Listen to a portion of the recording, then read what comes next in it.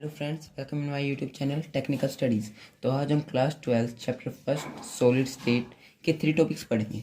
First solid, second types of solid and third isotropy and anisotropy. तो हम पहले पढ़ेंगे सॉलिड के बारे में। सॉलिड होता क्या है? A solid is defined as that form of matter which possesses rigidity and hence possesses a definite shape and definite volume. Solid एक प्रकार का पदार्थ है जो कि ठोस होता है और इसी के कारण इसकी जो शेप और वॉल्यूम होती है वो डेफिनेट होती है। अब हम पढ़ेंगे कि कोई भी पदार्थ सॉलिड क्यों होता है। इसके रीज़न होते हैं तो फर्स्ट होता है इंटरमोलिकुलर फोर्स और सेकंड होता है थर्मल एनर्जी। अब हम इंटरमोलिकुलर फोर्स के बारे में पढ़ेंगे। सपोज कीजिए ये हमारे पास कोई भी सॉलिड है, इसके अंदर इसके ये जो बॉल्स है कंस्टिट्यूएंट पार्टिकल्स है। इन कंस्टिट्यूएंट पार्टिकल्स के बीच में ये जो लाइन है ये क्या कर रही है, इन कंस्टिट्यूएंट पार्टिकल्स को बांध रही है। इस लाइन को मतलब ये जो लाइन है इसका जो फोर्स है इसी को हम क्या कहेंगे, इंटरमोलिकुलर फोर्स। अब थर्मल एनर्जी के बारे में बात करेंगे। थर्मल एनर्जी एक एनर्जी है जो कि टेम्परेचर से रिलेटेड होती है। अब इन दोनों का सॉलिड में क्या काम होते हैं, देखिए। जब हम टेम्परेचर को लो करते हैं तो सॉलिड के अंदर क्या होता है, थर्मल एनर्जी क्या होती है, लो हो जाती है, जिसके कारण intermolecular force between constituent particles strong होता है, जिसके कारण जो सॉलिड के कंस्टिट्यूएंट पार्टिकल्स होते हैं वो बहुत ही क्लोज आ जाते हैं। इनके क्लोज आने से ही हमें क्या मिलता है, एक सॉलिड। तो अब इनके बारे में बात करेंगे, इनकी कैरेक्टरिस्टिक्स के बारे में। कैरेक्टरिस्टिक्स या हम इन्हें प्रॉपर्टी भी बोल सकते हैं, जिनके कारण हमारी जो सॉलिड की मेन कैरेक्टरिस्टिक्स आती है। जैसे फर्स्ट क्या है, constituent particle are very close. जो सॉलिड के कंस्टिट्यूएंट पार्टिकल होते हैं वो बहुत ही क्लोज होते हैं। Second, constituent particle occupy fix position and can oscillate about their mean position. इसका मतलब है जो कंस्टिट्यूएंट पार्टिकल होते हैं सॉलिड के वो फिक्स पोजीशन ऑक्यूपाई करते हैं और अपनी मेन पोजीशन के ही चारों तरफ ओसिलेट होते रहते हैं। इसकी जो मेन कैरेक्टरिस्टिक्स है वो क्या है, they possesses rigidity. Second, they have high density. Third, they possesses definite shape and definite volume, जिसके बारे में हम पहले ही डेफिनेशन में बात कर चुके हैं। थर्ड है, दे आर इनकम्प्रेसिबल, मतलब इनको दबाया भी नहीं जाता। अब सेकंड टॉपिक के बारे में बात करते हैं जो कि हमारा टाइप्स ऑफ सॉलिड। तो यहाँ पे हमारे पास दो टाइप के सॉलिड होते हैं। फर्स्ट होता है क्रिस्टलाइन और सेकंड होता है एमरफस सॉलिड। क्रिस्टलाइन सॉलिड में क्या होता है, ये वो सॉलिड होते हैं जिनके कंस्टिट्यूएंट पार्टिकल की अरेंजमेंट वो होती है डेफिनिट। जैसे हम देख ही सकते हैं, सपोज कीजिए ये एक टाइप का सॉलिड है और इसके अंदर जो ये छोटी छोटी बॉल्स हैं ये इसके कंस्टिट्यूएंट पार्टिकल्स हैं।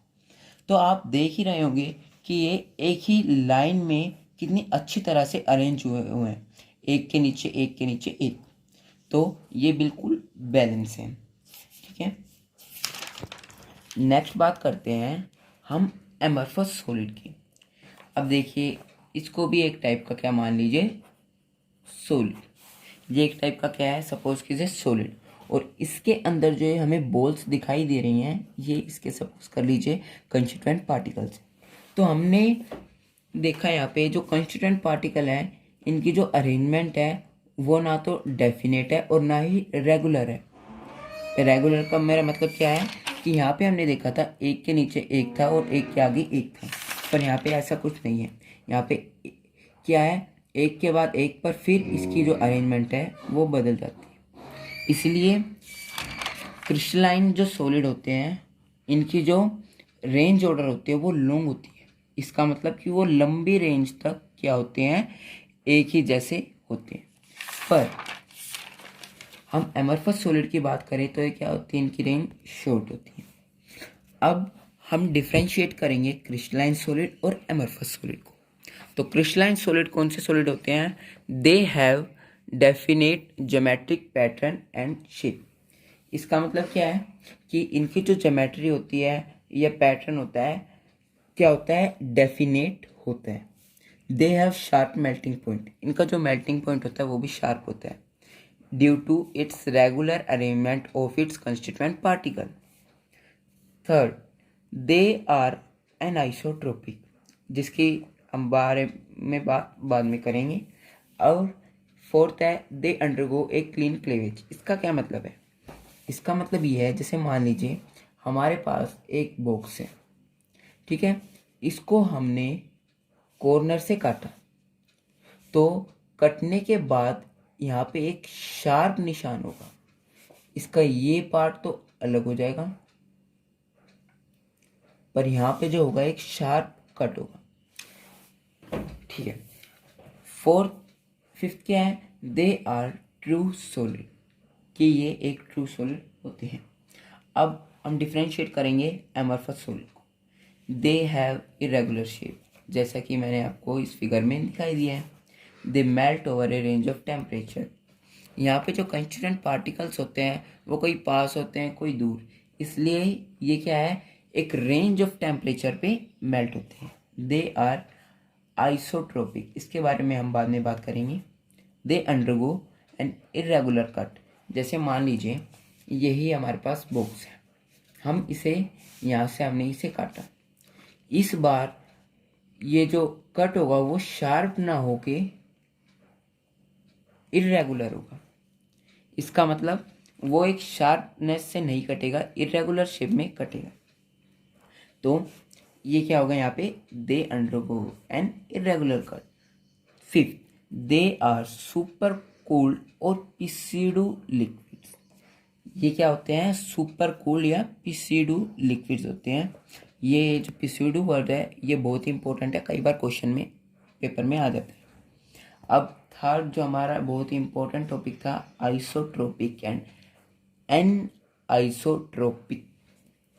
तो पहले हम इनके बारे में बात करते हैं, होते क्या हैं। आइसोट्रोपिक वो होते हैं same property in different direction of solid, ये एक टाइप की प्रॉपर्टी होती है सॉलिड की जो क्या होती है, सेम होती है इन डिफरेंट डायरेक्शन। अब यहाँ पे प्रॉपर्टी से क्या मतलब है, प्रॉपर्टी जैसे सॉलिड की इलेक्ट्रिकल कंडक्टिविटी या थर्मल एक्सपेंशन या एक्सेट्रा कुछ भी हो सकती हैं। तो यहाँ पे क्या होगा, जैसे मान लीजिए हमने यहाँ पे एक एग्जांपल लिया है, ये एक सॉलिड है, इसके अंदर हम देख रहे हैं जो इसके कंस्टिट्यूएंट पार्टिकल है इनकी जो अरेंजमेंट है वो रेगुलर है। तो इसके अंदर क्या होगा, जो इन कंस्टिट्यूएंट पार्टिकल की जो वो होगी प्रॉपर्टी होगी वो सेम होगी इन डिफरेंट डिफरेंट डायरेक्शन में। अच्छा, अब हम इसे आसानी से याद कर सकते हैं, कैसे? एस डी, इसका मतलब क्या है, same properties in different direction. अब एस डी को याद करने का एक आसान तरीका है, क्या?